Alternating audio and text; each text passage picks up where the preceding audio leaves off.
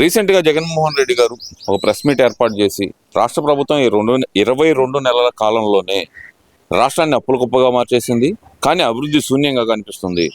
నేను press meet పెట్టి అడిగినా నాకు లెక్కలు చెప్పట్లేదు, అసెంబ్లీలో వాళ్ళు నాకు సమాధానం చెప్పట్లేదు, నేను బయట ప్రెస్ మీట్ పెట్టినా వాళ్ళు అసెంబ్లీలో నాకు సమాధానం చెప్పట్లేదు అంటూ ఆయన మాట్లాడిన మాటలు ఎలా చూడాలంటారు? నిజంగానే అభివృద్ధి సంక్షేమం రెండు లేదా రాష్ట్రాన్ని అప్పుల కుప్పగానే మార్చేసిందంటారా ఈ కూటమి ప్రభుత్వం? ఓం గురుభ్యో నమః. తెలుగు ప్రజలందరూ కూడా నమస్కారం.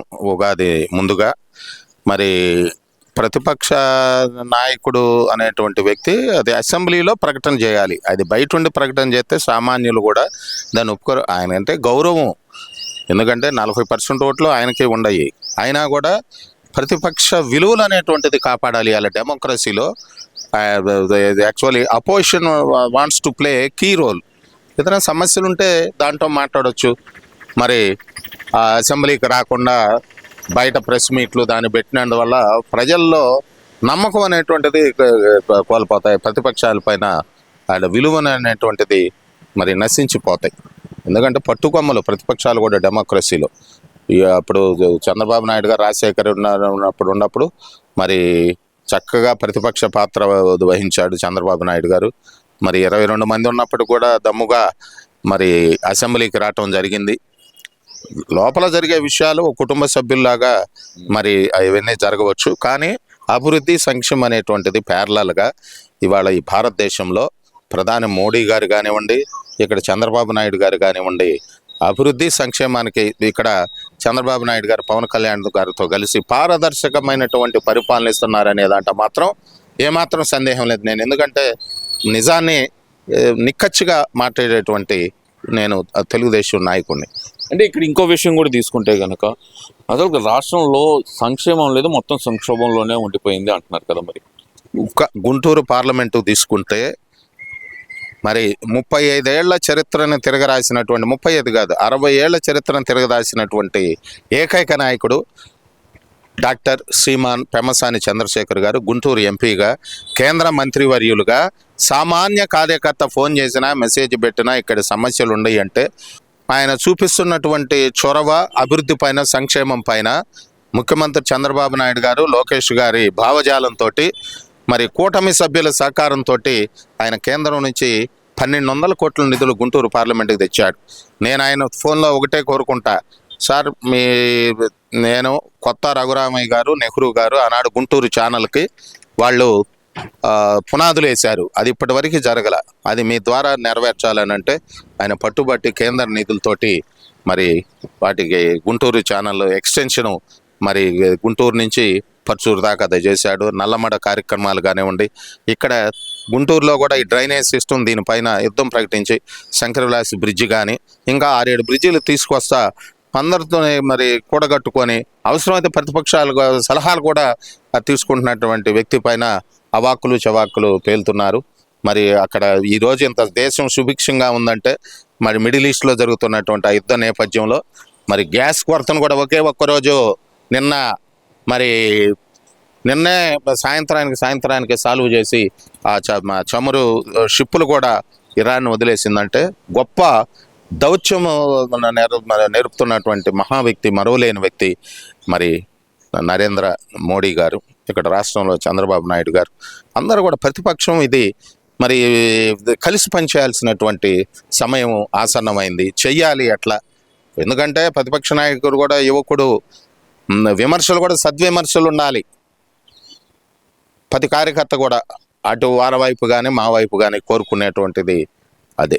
అంటే ఇక్కడ ప్రధానంగా చూసుకుంటే గనక గత కొంతకాలంగా చాలా వివాదాల్లో నడుస్తున్న తిరుమల తిరుపతి దేవస్థానం ఆ పరకామణి కేసు దగ్గర కానీ తిరుమల లడ్డూ వ్యవహారం కానీ అసలు ఎలా చూడాలంటారు దాన్ని? నమో వెంకటేశాయ, నమో శ్రీనివాసాయ. శ్రీదేవి భూదేవి సమేత శ్రీ వెంకటేశ్వర స్వామికి ప్రపంచంలో హిందువులకు ఉన్నటువంటి అతి పవిత్ర స్థలం.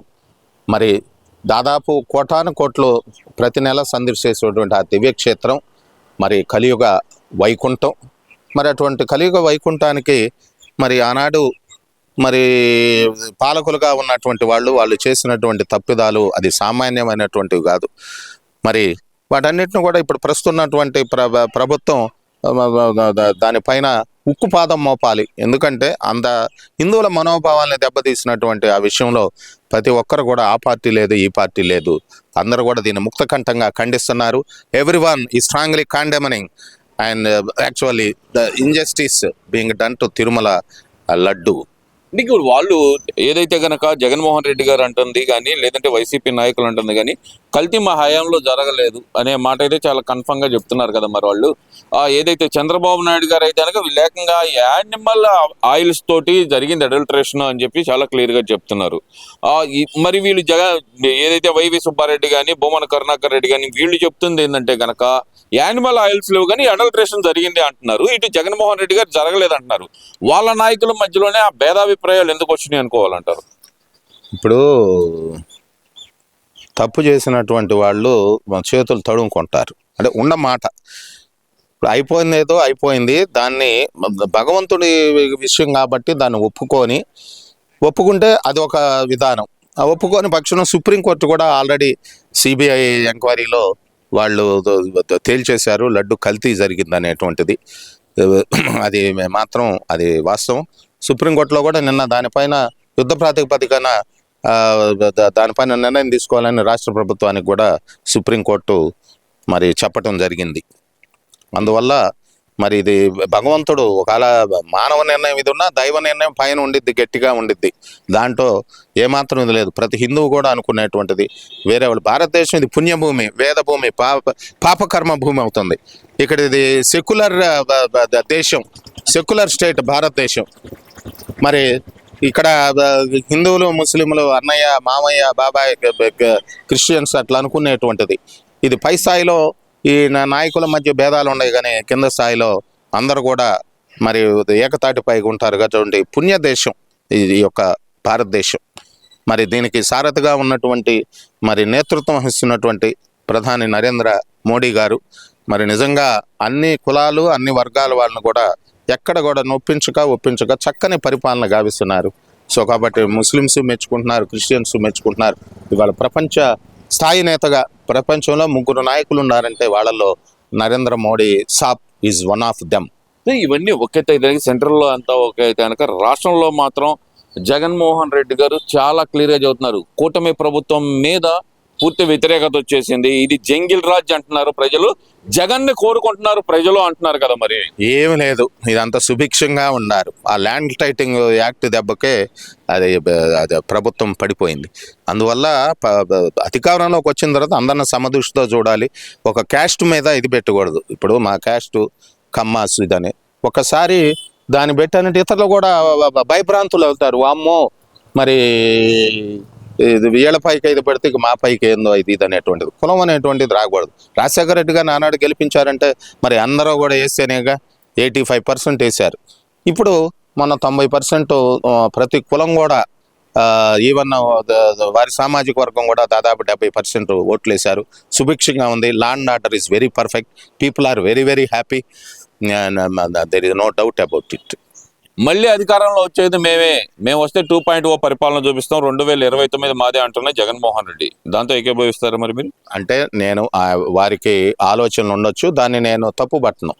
అది ఎందుకంటే చక్కగా ప్రణాళికల్లో రచించుకొని ప్రజల్ని రంజింపజేసే విధంగా, ప్రజలను మెప్పించే విధంగా ప్లాన్లు చేసుకోవచ్చు. దానికి I'm not against it, but unnecessarily condemning and the issues of the government, either state or central government, and actually society will be degenerated, falsehood will reign.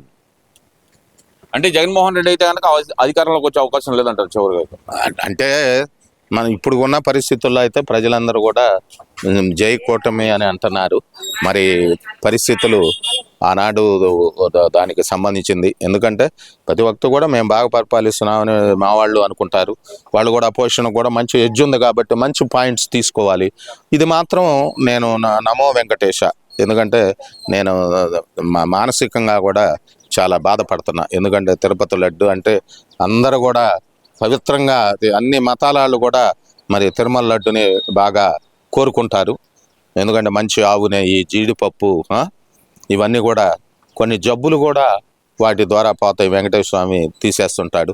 బతికిచ్చాడు Chandrababu Naidu గారు. గాలిలో దాదాపు 13 అడుగులు పైకి లేచి ఎగిసిపడి కింద పడితే మరి వెంకటేశ్వర స్వామి దాని మీద కాపాడాడు. సో కాబట్టి ముఖ్యమంత్రిగా వారు కూడా మంచి సముచితమైనటువంటి నిర్ణయాలు దీనికి సంబంధించి తీసుకోవాలి.